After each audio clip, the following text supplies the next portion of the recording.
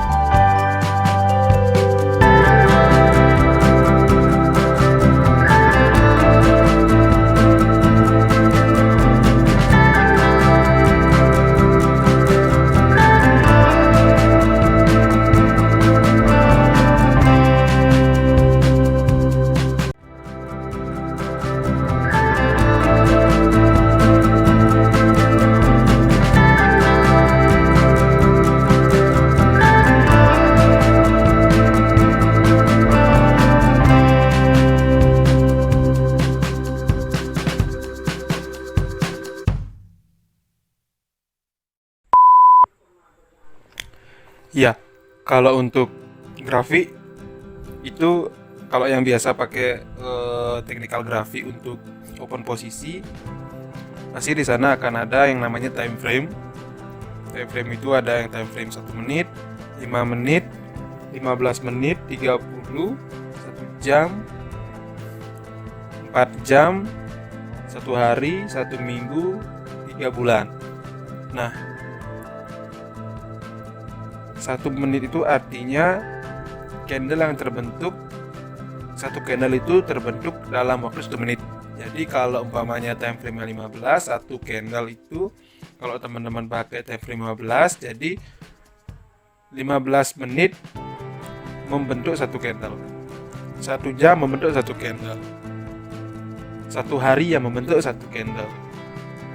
Jadi alangkah baiknya kalau memang ingin memakai grafik, tapi memang pastinya semua trader memakai analisa teknikal dari grafik untuk open posisi. Pasti itu. Saya pun sama. Biasanya yang pakai saya tolak ukur itu adalah time frame A1, A4, weekly. Jadi 3 time frame di mana 1 jam, 4 jam, dan weekly. Kenapa tidak pakai yang monthly, yang bulanan? Karena satu candle itu terbentuk dalam kurun 1 bulan itu hanya akun raja ya, dengan modal yang sangat-sangat besar. Karena kan kita bicara grafik, kita bicara support resisten, pasti di sana kita harus menarik garis kan. Nah, di sana pasti ada yang namanya indikator untuk membantu kita open posisi.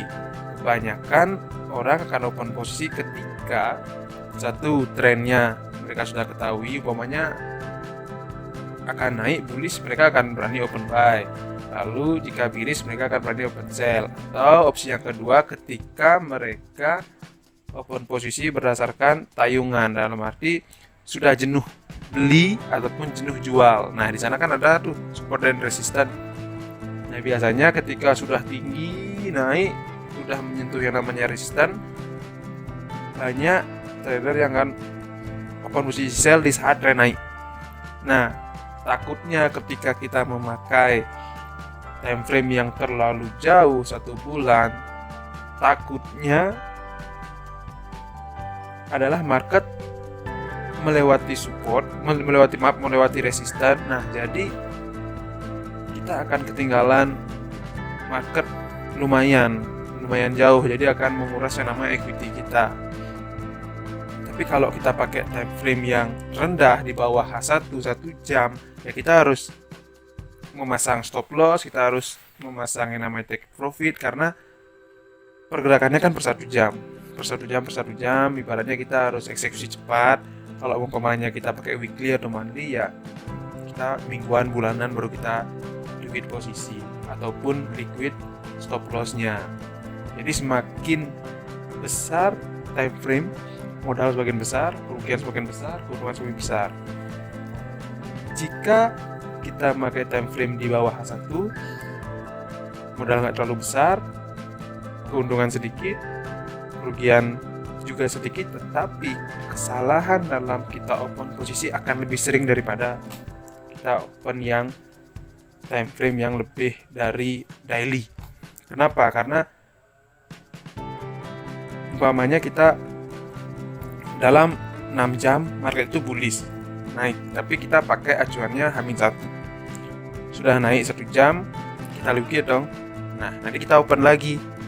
Memang riset kita, memang dalam waktu 6 jam itu akan naik, tetapi ketika kita potong-potong, dalam artian kita udah dapat sekian, kita liquid lagi, kita open posisi. Ketika kita open itu akan ada tayungan.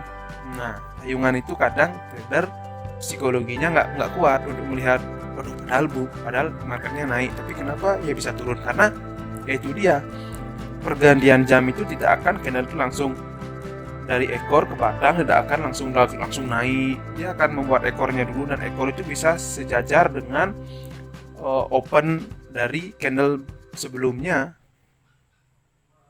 Jadi di sana psikologis trader yang diserang. Jadi kebanyakan orang sudah liquid, open lagi buy, ternyata turun, naik, tapi karena psikologinya sudah nggak kuat, oke, jual rugi.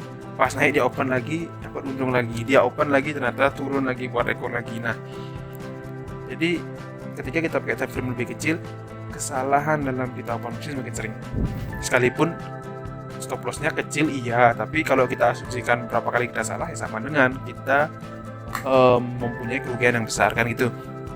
Jadi kalau untuk grafik, kalau saya saranin H1, H4 weekly, patokannya 3. Untuk open posisi itu kita lihat dulu weekly-nya dalam mingguan itu dia cenderung turun apa naik, lalu kita lihat H4 dan H1 kita open posisi.